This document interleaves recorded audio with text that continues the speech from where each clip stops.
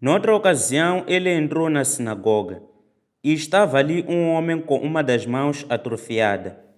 Alguns deles estavam procurando um motivo para acusar Jesus. Por isso, o observavam atentamente, para ver se ele iria curá-lo no sábado. Jesus disse ao homem da mão atrofiada: Levante-se e venha para o meio. Depois Jesus lhes perguntou: O que é permitido fazer no sábado? O bem ou o mal? Salvar a vida ou matar? Mas eles permaneceram em silêncio. Irado, olhou para os que estavam à sua volta e, profundamente entristecido por causa do coração endurecido deles, disse ao homem: Estenda a mão. Ele a estendeu e ela foi restaurada.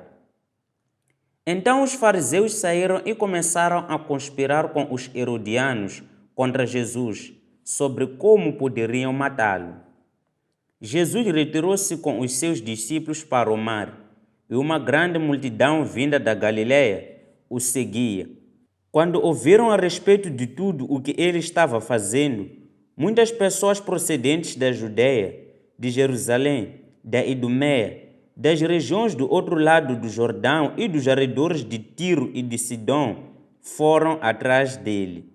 Por causa da multidão, ele disse aos discípulos que lhe preparassem um pequeno barco para evitar que o comprimissem, pois ele havia curado a muitos, de modo que os que sofriam de doenças ficavam se empurrando para conseguir tocar nele. Sempre que os espíritos imundos o viam, prostravam-se diante dele e gritavam: Tu és o Filho de Deus. Mas ele lhes dava ordens severas para que não dissessem quem ele era.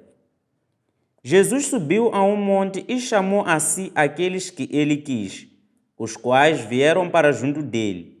Escolheu 12, designando-os apóstolos, para que estivessem com ele, os enviasse a pregar e tivessem autoridade para expulsar demônios. Estes são os 12 que ele escolheu: Simão, a quem deu o nome de Pedro, Tiago, filho de Zebedeu, e João, seu irmão, os quais deu o nome de Boanerges, que significa filhos do trovão, André, Filipe, Bartolomeu, Mateus, Tomé, Tiago, filho de Alfeu, Tadeu, Simão, o Zelote, e Judas Iscariotes, que o traiu.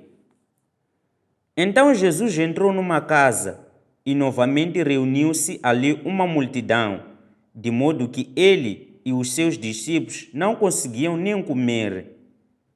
Quando seus familiares ouviram falar disso, saíram para trazê-lo à força, pois diziam: Ele está fora de si. E os mestres da lei que haviam descido de Jerusalém diziam: Ele está com Beelzebo. Pelo príncipe dos demônios é que ele expulsa demônios. Então Jesus os chamou e lhes falou por parábolas: Como pode Satanás expulsar Satanás?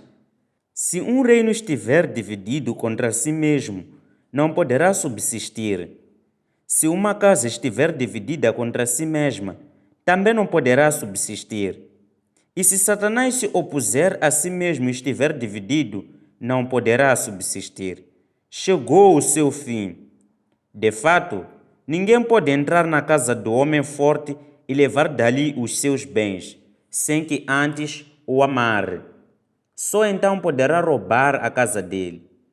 Eu lhes asseguro que todos os pecados e blasfêmias dos homens lhes serão perdoados, mas quem blasfemar contra o Espírito Santo nunca terá perdão.